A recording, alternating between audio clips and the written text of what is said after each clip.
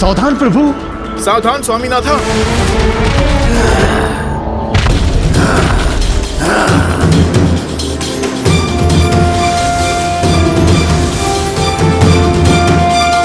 अब मेरा मन नियंत्रण में नहीं, विवश हो गई हूँ मैं। किंतु ये उसका समय नहीं है। आप जन्मों से मेरे हृदय में बसे हैं। मुझे पूर्ण विश्वास है, किंतु अपनी भावनाओं को नियंत्रण में रखना भी तो आना चाहिए।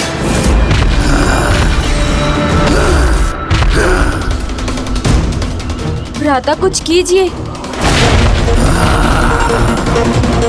देव सेनापति! कुमार कार्तिकेय, अपनी स्तब्ध अवस्था से बाहर आइए। कुछ कीजिए प्रभु। आप अपने हृदय पर नियंत्रण रख सकते हैं प्रभु, किंतु अब आप मेरे सामने हैं, तो मैं अपनी निष्ठा, अपने स्नेह को आप पर कैसे न उड़ेलूं।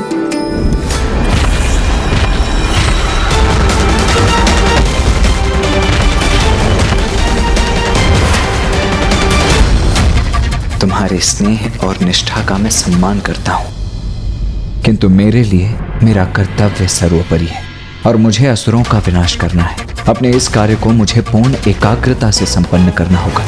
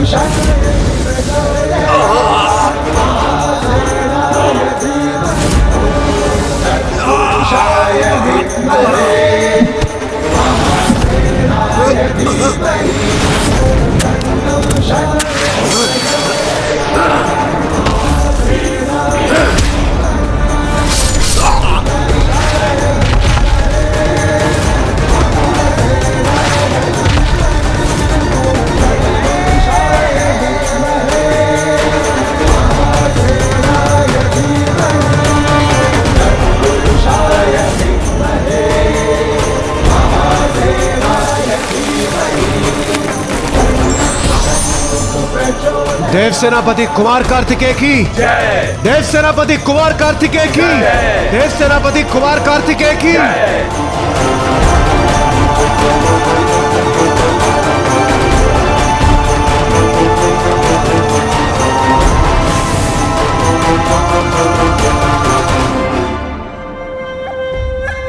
शक्तबाहु जैसा योद्धा इस बालक के सामने दुर्बल पड़ गया।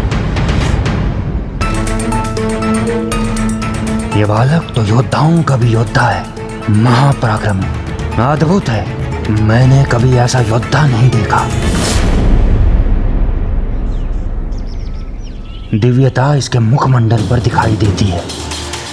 इसका बल और योग्यता इसकी दिव्यता का प्रमाण है। भाखन ने भ्राता को पहचानना आरंभ कर दिया है। आपने उचित कहा था प्रभु। स्वामी कार्तिकेय के पराक्रम को देख उनसे प्रभावित हुए बिना नहीं रह पाएगा भाखन।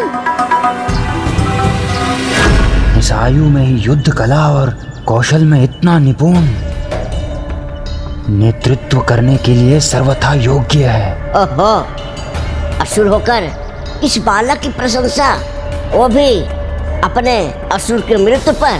कहीं आप असुर सम्राट सूरप पद्मन की शरण छोड़कर इसकी शरण में तो नहीं जाना चाहते आप?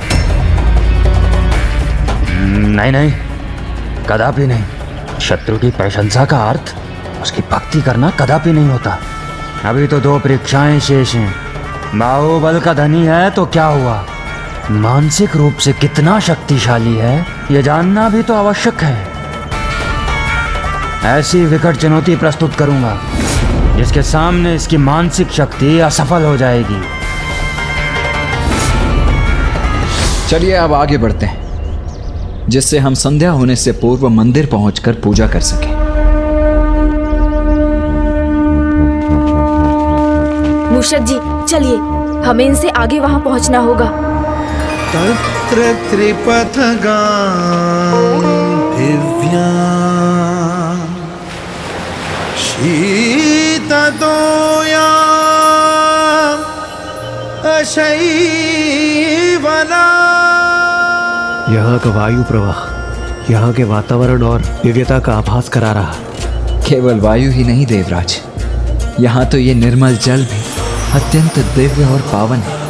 पावन तो होगा ही ना, जब ये दिव्य नदी स्वर्णमुखी है।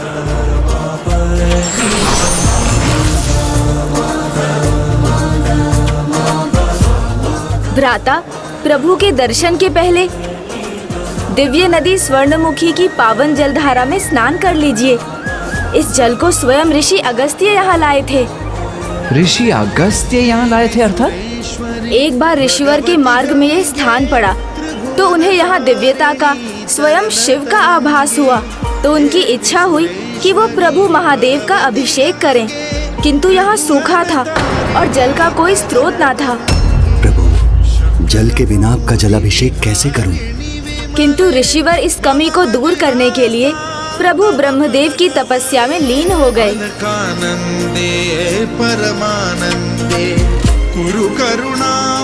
और अंततः प्रभु ने स्वयं आकर उन्हें दर्शन दिए। हे महर्षि, आपके मन में समाई प्रभु भक्ति और पूजा की लालसा देखकर मैं अत्यंत प्रसन्न हुआ। प्रणाम प्रभु ब्रह्मदेव। मुझे ज्ञात है कि आपकी क्या इच्छा है। आप निश्चिंत रहिए, महादेव का कोई भी भक्त अब उनकी पूजा से यहाँ वंचित नहीं होगा। ये मेरा वरदान है। तत्काल ब्रह्मदेव ने माता गंगा का आवाहन किया और वो अगस्त्य पर्वत पर प्रकट हुई।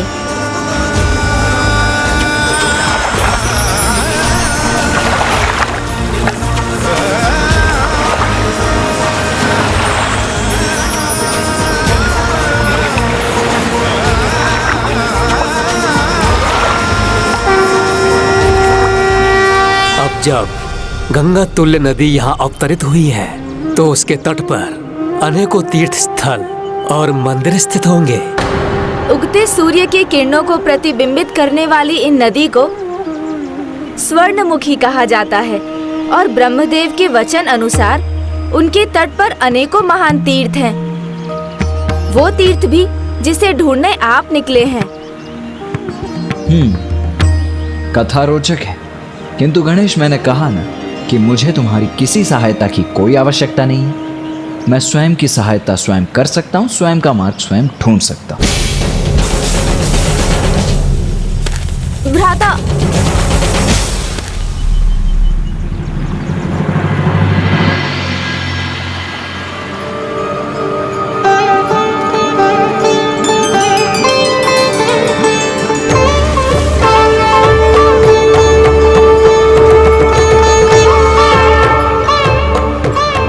मुझे तो यहाँ कोई शिव धाम अथवा मंदिर दिखाई नहीं दे रहा है। किंतु मंदिर की घंटियों का स्वर तो इसी दिशा से सुनाई दिया था। यदि मंदिर यहाँ नहीं है तो फिर कहाँ है? जब मुझे मंदिर के घंटों की ध्वनि सुनाई दी थी तो मुझे मंदिर की झलक भी दिखाई दी थी। मेरे विचार से थोड़ा आगे जाने पर ही हमें कुछ स्पष्ट हो पाएगा, इसीलिए हमें नदी के साथ आगे बढ़ना चाहिए। उचित है देव सेनापति, किंतु हम किस दिशा में आगे बढ़े, दाईं ओर या फिर बाईं ओर? भ्राता दुविधा में है तो मुझे उनकी सहायता करनी चाहिए। मैं जानता हूँ गणेश, तुम मेरी सहायता के लिए तत्पर, किंतु मैं ये कार्य स्वयं करना चाहता हूँ। देवराज, मेरे विचार से हमें इसी दिशा में जाना चाहिए। आइए। प्रभु, स्वामी कार्तिकेय तो उचित दिशा में नहीं जा रहे हैं, कुछ कीजिए प्रभु। ओह, सूझ गया उपाय। मूषक जी, कभी कभी हम प्रभु महादेव को यहाँ वहाँ ढूंढते रहते हैं, किंतु सत्य तो ये है कि प्रभु के 8 प्रमुख स्थान हैं, फिर भी वो सर्वत्र हैं। 8 स्थान पर रहकर सर्वत्र रहते हैं प्रभु, वो कैसे? और वो 8 स्थान कौन से हैं? गणेश जी, क्या आपका अर्थ 8 दिशाओं से है? तो क्या अष्ट धातु? यदि ये भी नहीं है तो तुम स्वयं ही क्यों नहीं बता देते गणेश? प्रभु महादेव ने अपने 8 रूपों में 8 स्थानों पर अपना निवास स्थापित किया। प्रथम 5 थे पंचभूत, अर्थात वायु, जल, अग्नि, पृथ्वी और आकाश।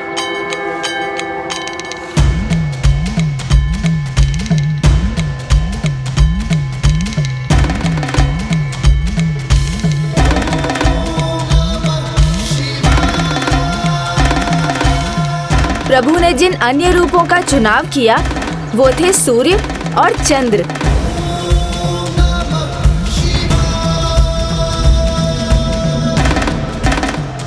और 8वें थे पशु, अर्थात सृष्टि के सभी जीव।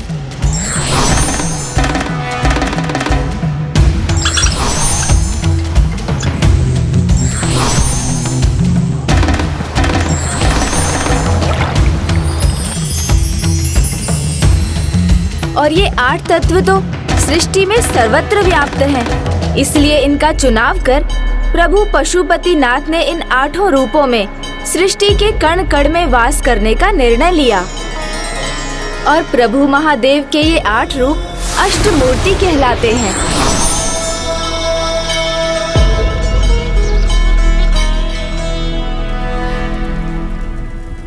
इन अष्ट रूपों में से प्रभु महादेव ने इस नदी के तट पर वायु रूप में प्रकट होने का निर्णय लिया। ये बताने के लिए बहुत बहुत धन्यवाद गणेश, किंतु अब हम स्वयं ही वहां पहुंच जाएंगे। अवश्य भ्राता, मुझे इसमें तनिक भी संदेह नहीं, क्योंकि प्रभु महादेव यहाँ अपने वायु रूप में हैं, इसलिए मात्र उनका आभास ही उन तक ले जाएगा।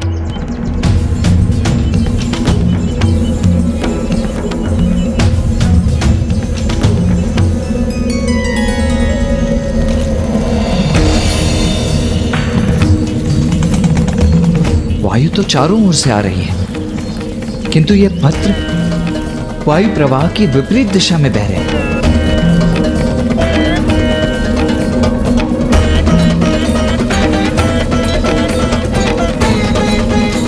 क्षमा करें प्रभु, मात्र पत्र ही नहीं, यहाँ का कण कण विपरीत दिशा में पड़ रहा है। ये कैसे संभव है? प्रभु, वो बेल वृक्ष को देखिए।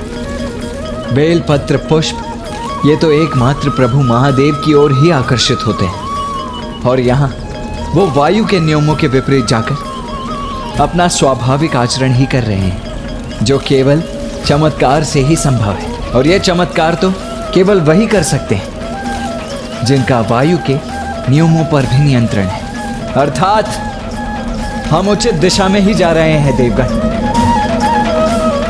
एक मंदिर की आकृति तो दिखाई दी मुझे।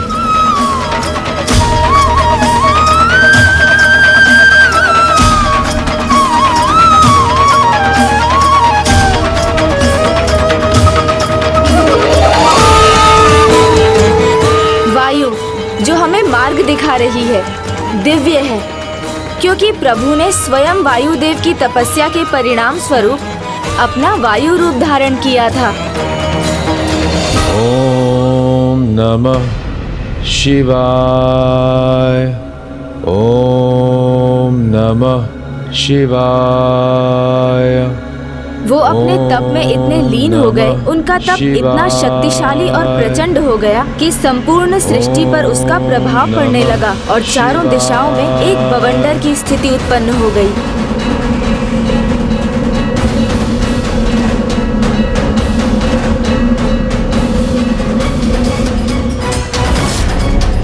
शीघ्र वो बवंडर रूपी वायु प्रवाह त्रिलोक तक भी पहुंच गया।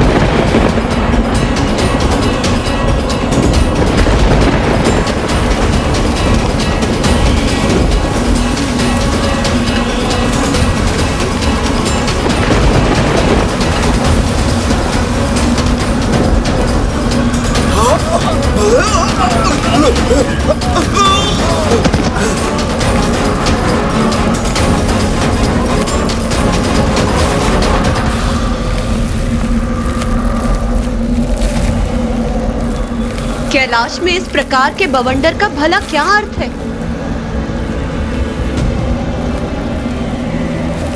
ओम नमः शिवाय। ओम नमः शिवाय।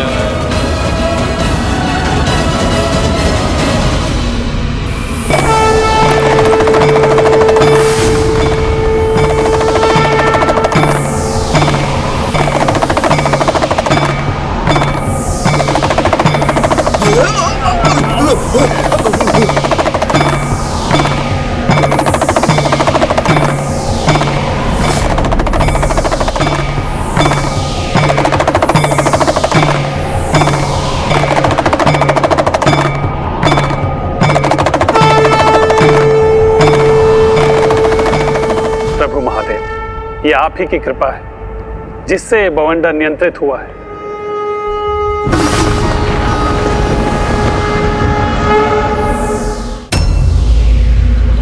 प्रभु, वायुदेव के तप की ऊर्जा एकमात्र आप ही साध सकते हैं।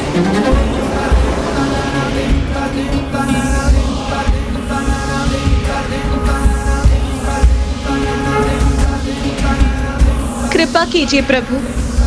प्रभु महादेव ने उस संपूर्ण वायु तत्व को अपने भीतर समाहित कर नियंत्रित कर लिया और वायु से उत्पन्न उस बवंडर को साध कर प्रभु ने स्वयं को भी परिवर्तित कर लिया और वायु मूर्ति रूप में वायुदेव को दर्शन दिए।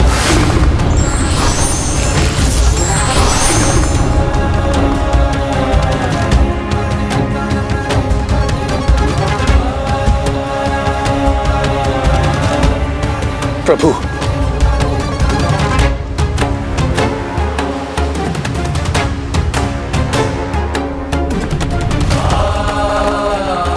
प्रणाम प्रभु। मैं कृतार्थ हूँ आपके दर्शन पाकर। वायुदेव, पूर्ण हुई आपकी तपस्या। आपकी तप की ऊर्जा का अनुभव केवल मैंने ही नहीं किया, अपितु समस्त सृष्टि ने उस ऊर्जा का अनुभव किया है। इसलिए मैं प्रसन्न होकर आपको ये वरदान देता हूँ, वायु सृष्टि में जीवन का आधार बनने के साथ संसार में हर स्थान पर व्याप्त रहेगी। प्रभु, आपका वायु मूर्ति रूप में दर्शन देना मेरे लिए किसी बड़े वरदान से कम नहीं है। मेरे तप का इससे बढ़कर और कोई उद्देश्य नहीं था।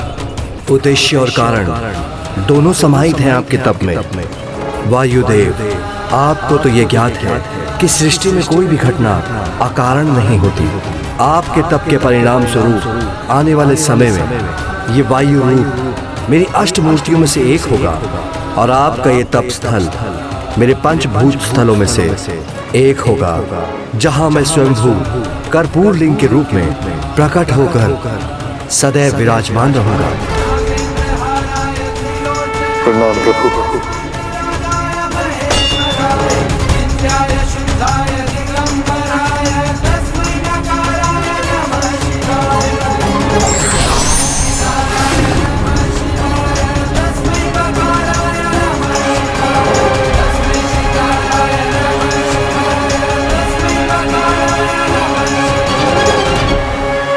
उस दिन से प्रभु महादेव अपने वायुभूत लिंगम रूप में यहाँ पूजे जाते हैं।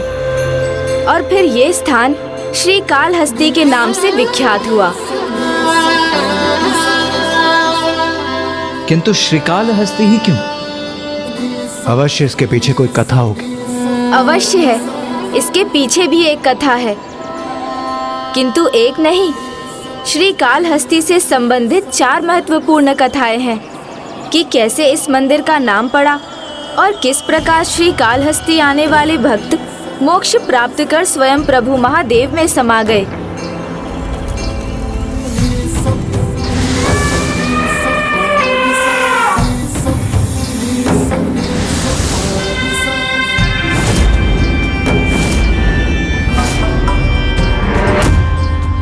तो वो कथाएं सुनाइए ना प्रभु। श्री कालहस्तेश्वर प्रभु का ये नाम उनके तीनों भक्तों की अगाध भक्ति के कारण पड़ा है। प्रभु के ऐसे महान भक्त अवश्य कोई महर्षि ही रहे होंगे। नहीं, महर्षि नहीं थे तो क्या वो असुर थे? वो मंदिर वन के मध्य में है, तो संभवतः वो तीनों भील या आखेटक होंगे। नहीं, मानव योनि के हो ऐसा सौभाग्य भी नहीं था उनका। बालक है तो बालक की भांति कथाएं सुनने दो इसे गणेश से। मैं तो अपना दूसरा अस्त्र क्रियान्वित करता हूँ उसके विरुद्ध। अस्त्र? कैसा अस्त्र?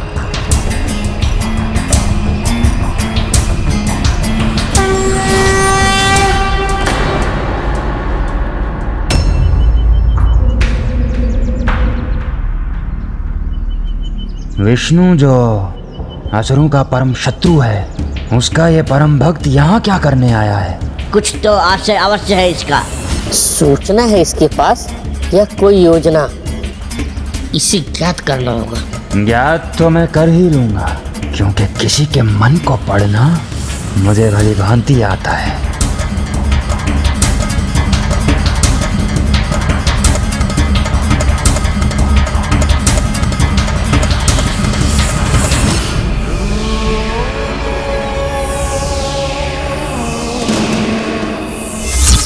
जो देवता बंदी नहीं है वो देव सेनापति कुमार कार्तिकेय के साथ एक विशेष यात्रा पर है, जिसके अंत में एक भीषण युद्ध होगा। इसीलिए प्रथम पंचभूत शिवलिंग की यात्रा संपन्न होने तक मुझे विश्व शांति के लिए यज्ञ करना होगा। क्या प्रश्न पूछा था तुमने कि क्या होगा मेरा अगला अस्त्र? तो सुनो, इस देव ऋषि का यज्ञ ही होगा वो अस्त्र। यज्ञ? अस्त्र? ऋषि? कुछ समझ में नहीं आया। यदि मनुष्य भी नहीं थे वो तीनों शिव भक्त, तो और कौन थे? श्री कालहस्ती के श्री का अर्थ है एक मकड़ा।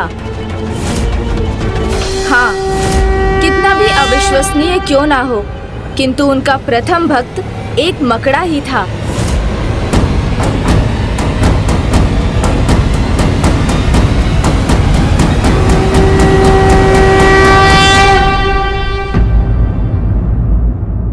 जब कोई वीर अपनी वीरता की पराकाष्ठा तक पहुंच जाता है तो शत्रु भी उसकी प्रशंसा किए बिना नहीं रह पाता।